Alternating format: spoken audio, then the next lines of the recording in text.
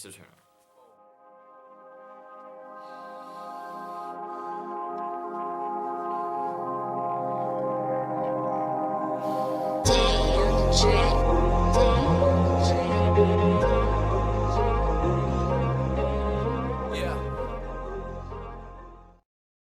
Alright, let's talk about this polished turd. Oh yeah.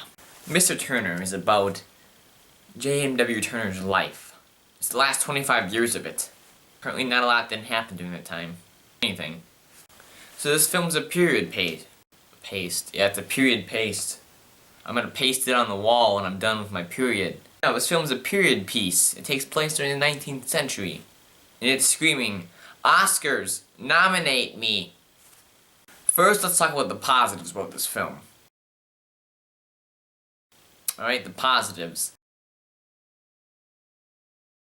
So on a technical aspect, the cinematography is probably the best thing about this movie.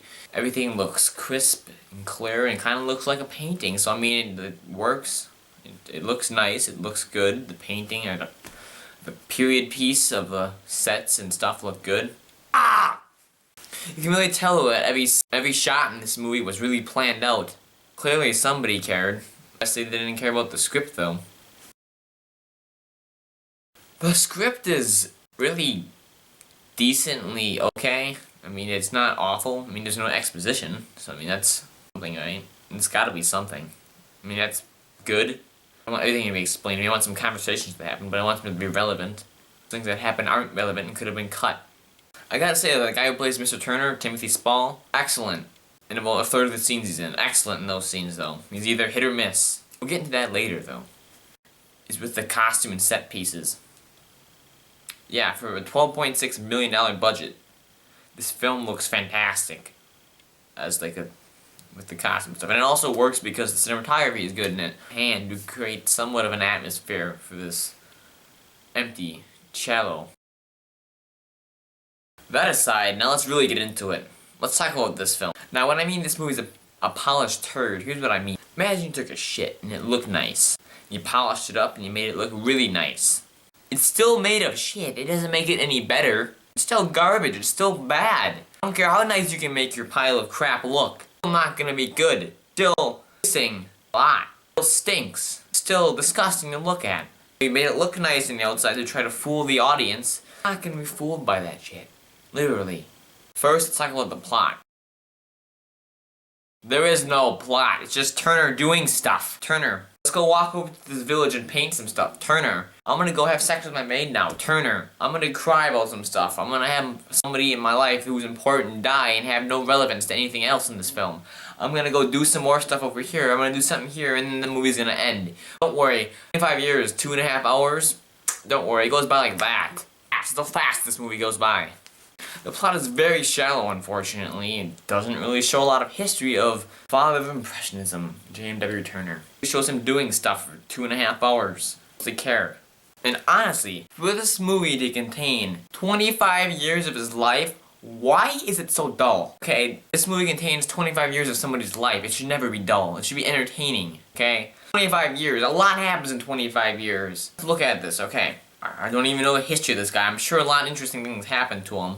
We gotta cut that out for him go do random stuff, because interesting things, we don't want that in our art film that needs to get an Oscar nomination.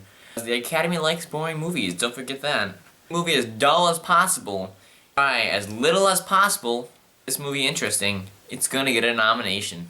Don't worry though, if you're looking for character development, basically doesn't exist. Like an entire character gets killed off and it barely impacts anybody in this movie. How much development in this film? None.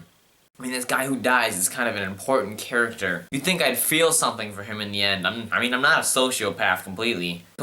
I'm not totally a sociopath.